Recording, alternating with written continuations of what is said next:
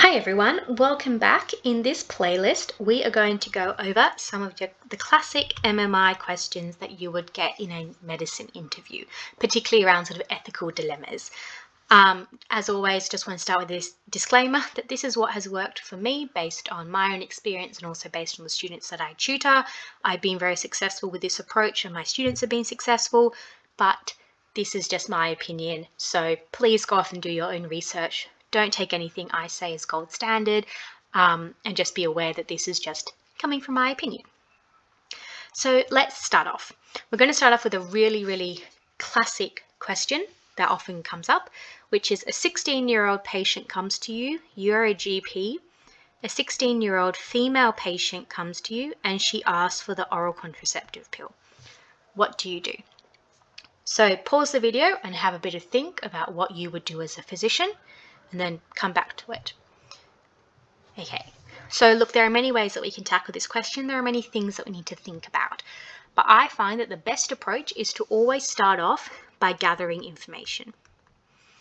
And we gather information by asking questions, because it's very important that you do not assume the intent of anybody in these type of scenarios, because just because the 16-year-old girl comes in and wanting for the pill doesn't mean she wants it because she wants to be sexually active. There are many medical reasons why people request the pill, or maybe she's heard from the internet or social media or from her friends that going on the pill can help you lose weight, or it can cure your acne, or it can do something else, and that's why she wants the pill.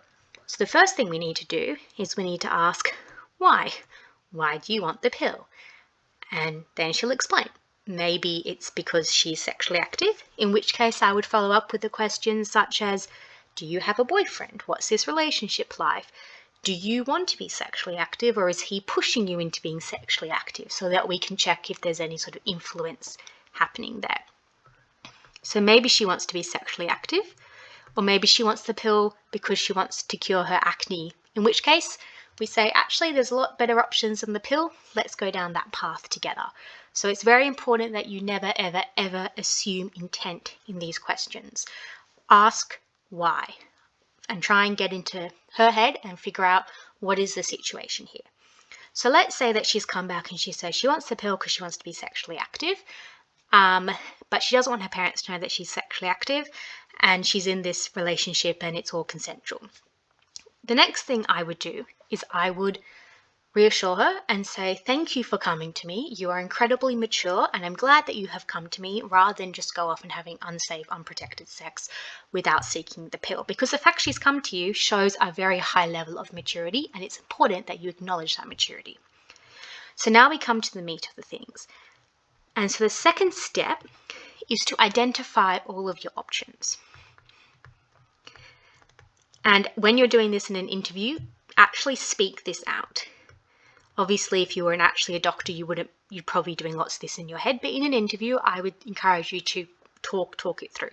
So identify the options and start by identifying the two extremes.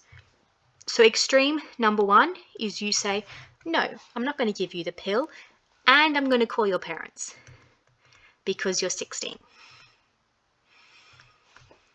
The other extreme is you say, yeah, sure, here it is, go have fun. So once you've identified your two extremes, it will be good to go over the pros and cons of each option. So 3 is assess the pros and cons. So if you say no and you call the parents, the advantage is that you're not giving up the pill. So it's not on you. If the parents somehow find out and they get angry, you also call the parents. The parents are aware of what's happening.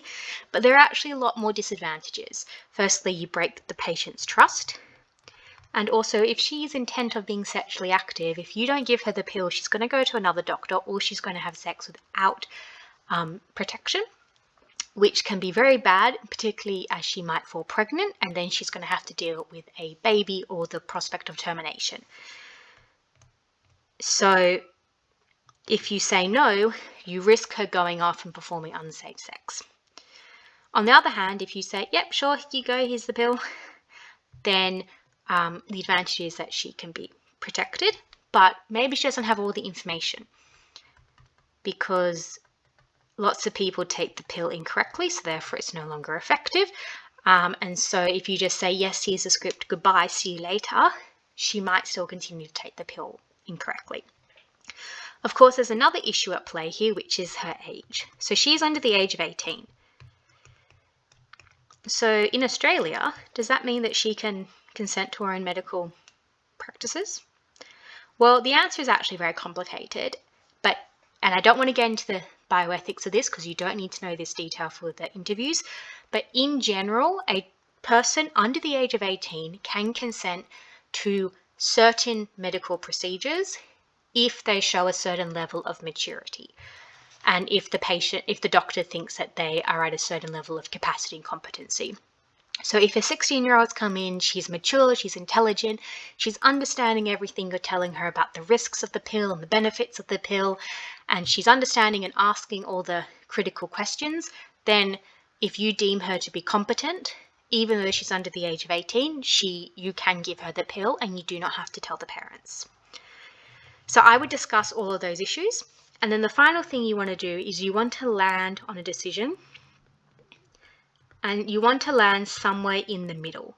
Because if the question says, what would you do as a doctor? You actually have to give a response. Remember to actually answer the question. So I would land in a decision, and you want to fall somewhere in the middle between your two extremes. So what you can say is, you could say, yes, I would give her the pill because she's shown maturity, she's practicing safe sex, and if I don't give her the pill and she goes off and has sexual intercourse anyway, and then she becomes pregnant, like, I think it's more risky then. We know that it's relatively safe it's a very, very safe medication. There aren't any risks. And I'm also not going to tell her parent, because otherwise you break that trust. And also, again, with something like the OCP, which is very safe, and she is very mature, that isn't really something the parents have to be involved in, but you could encourage her to speak to her parents about it. And most importantly, you will provide support. So you're not just going to say, here's the pill, go off, I'll see you in 6 months. Maybe I'd only give her enough for 1 month, and then she has to come back to me after a month. We can sit down, we can have a discussion about how it's going, we can talk about how her relationship's going and other things like that. And then if I think that she is mature and can have another month, I'll give her another month or another 2 months. And that's the way that I would answer it. So just to sum up, step 1, gather information. Never, ever, ever assume intent.